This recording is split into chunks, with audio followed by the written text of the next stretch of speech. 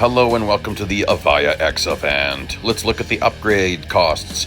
So because it's missing one of the upgrades, you actually have to go up to 5 in one category. Total costs after rewards is just over 2 million R dollars and 435 gold. So make sure you've got like 2.2 million R before you start. Check this out. This is surprising. Dr. Periwinkle, and this is more surprising. I'll explain that in a little bit. We're not going to go through all the races. I'm going to do some highlights because a lot of these races are a total non-issue. I was just surprised at this race, so I thought, you know what, let's do this race. So a lot of people think Dr. Periwinkle is the hardest bot. Yes and no. So in certain series in Real Racing 3, handful of the older ones, once you run fast enough, it takes Gabby, which is the slowest bot, and makes him the new hardest bot. So he becomes harder than Dr. Periwinkle. And as you make it more difficult, it pulls the next guy and the next guy and the next guy. So it keeps pulling people from the bottom of the list and putting them at the top. Now that's not everywhere in the game. So this is weird that it had Dr. Periwinkle and then Gabby right underneath that. So I was just curious to see how hard are these guys? Because it also depends, what car did they get in? Some of the cars we face in this series are very slow. Some of them are very fast. Like there's the Pininfarina Batistas, there's Rimac Naveras, there's Volkswagen IDRs or Volkswagen. Oh, well that guy just totally blew a cop's corner. That's hilarious. That's, I don't know. Someone was driving too aggressive. I didn't see anyone around him. Anyhow, so there's some difficult, like fast cars, which had me worried about how hard is this going to be. And I've already got my upgrades. This is an earlier race. And look at this. Like, I'm not going to win this race, which is surprising. Oh, of course, there's Evijas. There's Porsches. Now, maybe if I didn't make mistakes. Yeah, if I didn't make mistakes, I would have had third. But that's it. So, very interesting. Had me a little concerned. I ran this event as aggressive as possible. So you can see if that's a good idea or not. So already we're in stage 2 there, race 3. And yes, of course there's going to be backwards driving because this is an electric car and we can go arguably just as fast backwards as forwards. Of course, cornering is different because, well, you're going to see what I mean here in a second if you haven't seen this before. So when you're going backwards, everything's backwards. You have to tilt left for right, tilt right for left. Accelerator is brakes, brakes is accelerator. Look at my brakes. My brakes are on. And because accelerator is now brakes, it makes my braking distances insanely short. So I'm blind. I have no idea what my time is. And you do get off track. You'll fail if you're off track too much. So I have to be careful. So we have no idea really how fast I'm going or what my time is. Now later on, I'm going to have a second view so you can see what that looks like. I tell you though, so if you want to try this, you can't overthink it. If you think too much about, okay, which direction do I steer to go left, you're going to start messing up. You've got to just kind of let your instincts take over. It sounds strange, but it is difficult because everything is backwards. But I tell you, the secret is to just not really think about it. And it seems to work out okay. As you can see, I'm doing okay. So I noticed I can keep the brakes pinned and feather the accelerator for brakes. So I'm kind of doing reverse tilt A controls, if that makes any sense at all, if you know tilt A controls. Tilt A is auto accelerator, you just tap for brakes. So I'm using tilt B, I always do. And that gives you the maximum control. Definitely very good control option for all-around racing. And we'll just see how fast was I. I have no clue. 122. Oh, way under speed. And then, of course, we're going to do some backwards racing when I'm racing against somebody. Because, well, what's the point if we don't do that at all? So I didn't plan this out, but let's bring down the other viewpoint. We'll use the first-person viewpoint or driver view or cockpit view. And this will be interesting. I'm supposed to be overtaking Michael. By the way, if you really watch, you'll notice, I have to manually line up these two screens. I had to do a replay and then paste that in there. I really try to line it up perfectly, but even when you get it perfect, the speeds won't match. So what you see in the speedometer will not necessarily match what's going on in the lower screen. And it's just the way it is. It also depends on the car. The Pininfarina Battista definitely has a lag. Now check this out. I did not do a very good job here. So Michael's going to overtake me. Now I've got to overtake him back. I did a horrible job turning around. And yes, we will talk about the handling of this car in a bit. I was very surprised and relieved. I'll say that. Okay, so I'm going to take him without damaging. No contact. Oh, a little bit of contact. Got to be careful here. Got to do a clean overtake on Michael. And he's in the Evija, so it shouldn't be too bad. There we go. Now look at this. Top screen I'm turning left, bottom screen I'm turning right. You see what I mean? It's messy. It's very messy. So that might be really making you guys sick to watch it, but I'm just telling you, if you overthink it, yeah, you're going to get sick. So we won't do this again as far as 2 views, because for one, I have to remember to press replay and then get that footage and then edit it in. It's a lot of work. So we're not going to do that. But there you go. Obviously, it wasn't all that difficult. Obviously, that would have been very easy all going forwards. So now we're hopping over to Red Bull Ring, and we're going to do the first race here. And I think some people might have trouble with this. The Nevera has incredible acceleration and top speed. So some people could have trouble with this. Well, there you go. I really blew a corner. I am really surprised at the handling of this car. This is one of the first electric cars that doesn't feel like an electric car. What I mean is the braking distance is normal, and actually it's really good. I'm really happy with that. The car does quite suddenly snap loose on you, which is a little bit of an electric car thing, but not really. All in all, this just kind of feels like a good race car. So the snapping out thing is a little bit unique to this car. Lots of cars snap out. This one snaps out in an unusual way, so you just have to get used to that. Okay, the secret to this particular race is brake a bit earlier than normal, so you can be on the throttle right at or before Magnus is. So at or before. That's how you're going to make up the difference of acceleration. So I want to be on my gas earlier, accelerator earlier than he is. See that? And then he doesn't necessarily pull away. Okay, well, so that's obviously not very hard. So Red Bull Ring. I didn't practice this. I didn't practice this at all. Let's see if I can maintain position. Okay, blocking Magnus. By the way, I tested slipstreaming while going backwards. Won't work. They won't credit you. So if you're driving backwards and you're right behind someone, they will not credit you for slipstreaming. So obviously it's programmed that you've got to be in the right direction for slipstreaming to work. So that's a bit of an aerodynamics error. Mind you, what the heck am I talking about? This massive wing on this Lotus X, on this Evija X, going backwards like this would flip me right over so fast. The air would catch that wing before, probably at about maybe even 100 kilometers an hour or like 62 miles an hour, and flip me right over. So yeah, never mind about aerodynamics. And also, I was postulating in a video that, is this realistic? Oh no, it was in a comment maybe. Is this realistic that the vehicles are just as fast backwards or forwards? And a person commented that I'm guessing has an engineering background, and he said, yes, because there is no gear. So it's just, well, there's no gearing system. There's no traditional transmission. So it's just a matter of, well, you're going forwards or you're going backwards with the same amount of energy or same amount of power. So theoretically, it is the same both directions. You just have to have a car that won't lift off the ground and have a horrible disaster. This one would. The Nevera, not so much, which is probably why it set that world record for backward speed. But at a certain point, it would, because there's no front wing. I know that sounds funny, but there's no wing on the front to keep the front wheels on the ground. So eventually it would be a big problem. But the Nevera might have an adjustment for that. Okay, so now we're at Suzuka, and I'm including this one because, again, some people might find this difficult. You got to push it pretty deep there to hit speed. So if you're going into this one with lower upgrades than what are required, you're going to have trouble.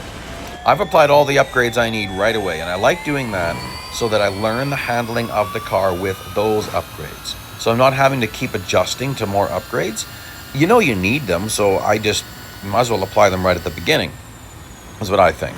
But this race, if you're going with lesser upgrades, you're going to have a problem.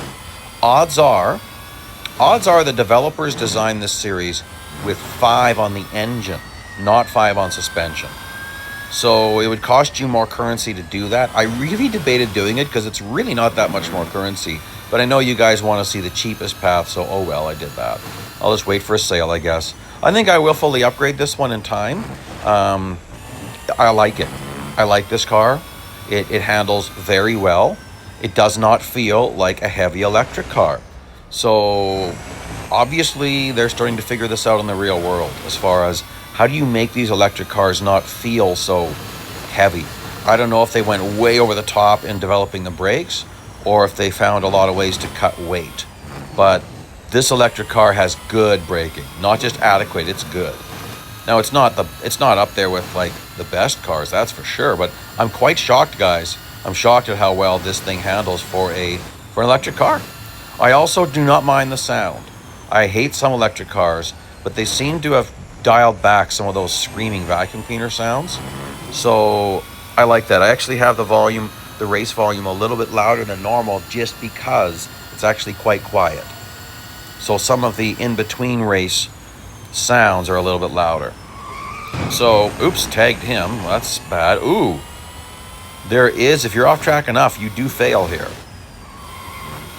And so I've got one more place I can hit speed, which is coming out of Spoon Corner. And it's possible I could hit speed heading into Spoon Corner, but I didn't push it very far because it didn't seem necessary. If you don't know what I mean, I'll tell you in a sec. So this hairpin, this is one of the worst corners for me in the game. I just hate this corner. It's very hard for me to do well here. That actually wasn't bad. So here we are. This is a section that might be possible to hit speed in, but you'd have to drive it in a bit deep, I think. Yeah, I wasn't even quite hitting 330. This is Spoon. So you want to be on the throttle earlier here, because you'll notice I don't hit speed all that early. By the way, I'm not familiar. Please tell me if you guys are in different countries. Are you used to seeing kilometers per hour written kmph? I'm not. I'm used to the designation being kph. That's how it is in Canada. That's how I've seen it in other European countries. So it's a little strange to me, but it seems to me I've seen this before. So just let me know if you're listening to this part of the video. I'd like to, then you know what I'm talking about. Okay, so we're at 4.2, and I wanted to show you something, because usually I wouldn't show you a speed snap. I'm showing you this because of an interesting thing that happens when you're driving backwards. Okay, well, obviously I failed this stage, but what was my speed? 309? Well, the requirement's 304. So what the heck's going on? Well, going backwards doesn't count. You can't have speed count going backwards in a speed snap. It won't let you. Speed record? I don't remember. But speed snap? Definitely not. So there, I went faster that time. But anyway, it's kind of funny. Now, I'm definitely expecting people to have trouble with this one. And it just takes a little bit. The acceleration rate is so crazy. You gotta, first you can use tilt B controls. It might make you, but don't use tilt A, use tilt B, use manual accelerator. Back off the throttle when you're reaching 280 and start feathering, okay? Now it gets hard to watch your throttle and the track at the same time. So eventually you'll figure out certain areas you don't need to worry about it, like some of this S section, you don't have to worry about it. You're not gonna hit 300. But right coming here, we're about to have a long run. So at a certain point, you're going to have to start lifting. Like right now, you're going to see me. I'm going to start feathering a little bit. Feather, feather, feather, feather. You don't need to push it too hard. This is not a hard race. I don't think. I mean, he had me extremely worried. Volkswagen, the IDR, is doing some of the fastest laps in the game, but the bots just don't drive it very well. So they're making that thing look like it's a tank. Now, it doesn't have a high top speed, but it has crazy grip. But that's where bots are the worst, is in the corners. So that's why it's pretty easy to beat an IDR in a lot of events. So down here again, I'm going to have to feather. Don't push it. Don't try to get 299. Like even 295, I'm a bit scared. Ooh, gosh, I was really pushing it, guys. There we go. Keep it around 290, and that's going to be safe. Like, as you can see, I've been driving this very aggressively, and you can see this is not difficult as far as meeting the requirements. I'm not even 100% sure it told me to win. I think it did, but oh well. I was winning whenever I could. Okay, so I just had to be in the top 2. Oh well, it wasn't that difficult to win. So don't sweat it, just do it. This also might give people trouble because the requirements are 124, but you're starting with not a very good run of speed, and the timer started before we reached the line. Now, it makes it sound like the battery is going to be the problem. I don't necessarily think it was, but I was being careful this lap, and maybe a little bit too, so don't be too careful. So see how I'm coasting a little bit? And I'm trying to regenerate battery. Coasting and brakes regenerate the battery. I forgot about the time requirement, and this actually does get a little bit close. So then the next lap, I drive it very aggressive just to see how much it eats up the battery. This was my one and only attempt at this race. So I would say you don't have to take it as slow as I did the first lap. So then you don't have to, you could balance it out. I took it pretty easy on the first lap and then pretty aggressive on the second. It's possible if you go really aggressive both laps, you'll run out of battery. But you can see I'm even making some mistakes here. Ooh boy, at the Nürburgring. But my battery life is huge. Like, it started at 70 and it's just getting below 50 now. And it's going to regen. Am I going to regen back to 50? Not quite. No, not quite. But it started at 70 or was it 75? I didn't even use half of it. But time-wise, I was within 2 seconds of failing. So that's a bit, taking it a bit too close. So this time, I'm going to drive it as if I don't care. Okay, well, that was bad. I overdrove the first corner. I was still working out braking points here. So forgive me, guys. Driving a little bit sloppy. Okay, that's a little bit better. That's still not better at all. Battery still looks pretty good. I do wish they would, I don't know, regulate how the battery charge works. Although I guess it would work really different from car to car. Some cars are going to have a larger capacity. So maybe, actually, that might make a lot of sense.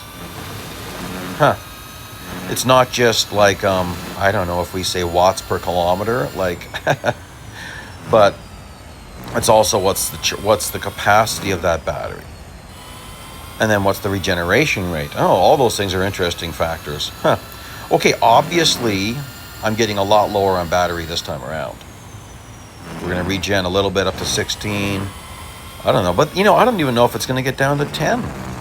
So, I think you could drive it pretty aggressive. 11. Yeah, that's quite a lot left still, so I wouldn't worry about it. Anyway, there you go. We'll do the last few races here. This one can seem really daunting. We're not going to do this whole race. This is very long, so we're definitely not doing this whole race. So right now I'm in second place. I've got a Pininfarina Battista in front of me. I'm not sure which. It's going to randomize a bit. Let's skip Ray to almost to the fourth lap. I'm finally catching lap traffic. So don't sweat it. Just drive fast. It feels like you're never going to catch them. It's not that bad. Like, here we are. I'm just starting the last lap, and I'm about to overtake the third car. He's a Mission R, so he's not much of a problem. I'm driving in way too deep, so I'm going to have to skid the corner a bit. And then we've got an Evija. And what is that? Is that another Evija? There you go. And I'm finished very early. So not a hard race. This one is interesting. I'm going to show you a clip of my first attempt. This isn't good. This isn't good, guys. Clock's winding down. I'm not catching up. Like, I am not fast enough. So this is a bit of a surprise that I just lost. And part of the problem is the Nevera. So with this elimination race, if it's going really badly for you, just quit and retry. And the bots are randomized. So I noticed that the first 2 or 3 times it seemed to be the same field, and maybe it was, maybe it wasn't, but it got easier. Well, also quit and retry does make things easier. That particular Porsche is very easy to overtake. Oh, that's probably that Taycan. Yeah, that's what that would be. He's not really meant to be racing against us. But I'm showing you this whole race. This one goes better, but I want you just to see, well, what was I doing? That IDR does have incredible, obviously, he's got incredible brakes. not incredible, but good brakes, and then ridiculous grip. Oops, stepping out again. Again, the thing steps out kind of funny. So you got to get to the higher speeds, and even then, it sometimes will just step out on you, but it does become predictable.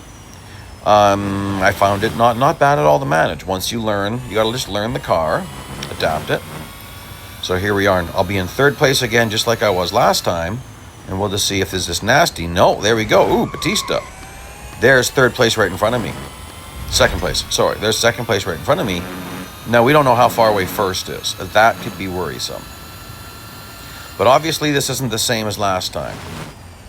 So what is that? Is that a Pininfarina? Batista? I believe so. Yes, it is. You know what? I didn't get a great look. I'm pretty sure that was. Pretty sure I saw the dual spoilers in the back. Now, where's first place? This is a little bit... I cut that a little bit too much. Yeah, I'm worried. Like, yeah, I know. Okay, finally there's first place at the very end of this straight. All right. So at least we can have him in sight. Now I just got to reel him in. I mean, Modesta, he shouldn't be a very hard bot. I mean, again, it's what car did he get in? I don't know. My guess is a Navara, but it could be a Pininfarina. Pininfarina is Batista, the fastest accelerating car in the entire game now. If you don't know that, I've got a little video where I run that against the old champion. But that does not mean it's the fastest car in the game lap-wise. Definitely not. It has insane acceleration, but it lacks grip and brakes. Okay, so now I'm in the lead, but I didn't have that by a lot, did I, guys? Now, I was trying to throw it sideways, and it didn't let me throw it sideways too cleanly. After you're done an elimination race, you can't fail if you let them pass you back and whatever else. And last race, so this one isn't hard. I'm showing this to you because you're going to get a chance to see me run a clean lap at Nürburgring with really no one in my way. So it gives you an idea of maybe some of my braking and acceleration points. It's a dark race. So I'm surprised. Magnus isn't that far ahead of us. Like, he's just at the end of the straight. So we can reel him in pretty quick. Now, you might need to change your screen brightness for this level. I found it okay. I didn't adjust my screen. But, I mean, thankfully they didn't give us a night race like they've done in the past in a car that doesn't have, I don't think this has headlights. I don't see any. So at least they didn't do that. But some people might find this difficult. Again, I would crank your screen brightness if you do. He's pretty fast. Wonder if he's in a Navara. Yeah, that looks like a Navara to me. The taillights. Which could explain why he starts to disappear. That car is just rip snorting fast. It's unfortunately, I don't think it holds any more records in the game. So it's one record it might hold. Maybe I'll have to test that. I'm not going to talk about it right now.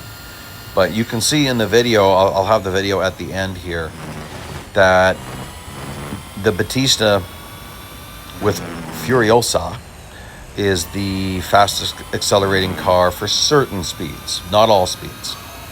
Okay, so now you get an idea of a clean wrap, barrier on the left, clean lap. Oh gosh, hope I said that correctly. That's pretty good. That's pretty good there. That's about how you want to take that. A little bit of a braking point there. On the brakes earlier than you think you should be here, which often catches me. Then you can blast this full throttle with the... Yeah, I think you could stay full throttle if you had the right trajectory. That was okay. Braking just after that little road. On the gas a little bit, or the throttle, I should say. Didn't take that very good. Race line was a bit off. Just as this line ends, there's another start-finish line there for another variant. That's when we're on the brakes. Drive out nicely here. Keeping it full throttle through this S section. And then we're braking before we hit this overhead banner. Not sure. I don't really know how to tell you how far ahead, but you're going to feel that out. You definitely don't want to wait till you're at it. That's too much. Definitely had a brake there. Then after this little elbow, there's another road coming up on the right. You're braking a little bit before that. That little road there. Yeah, maybe you're right about at it. And you can take that chicane the way I just did doing a time trial, no problem. And then that's it, guys. That's going to wrap up this race and this event. So, I hope you like this video. Please like, please subscribe. Let me know if you've got any questions. I try to be interactive. Thank you so much for joining me today. Here's some other videos you might find interesting, and I'll see you out there on the track.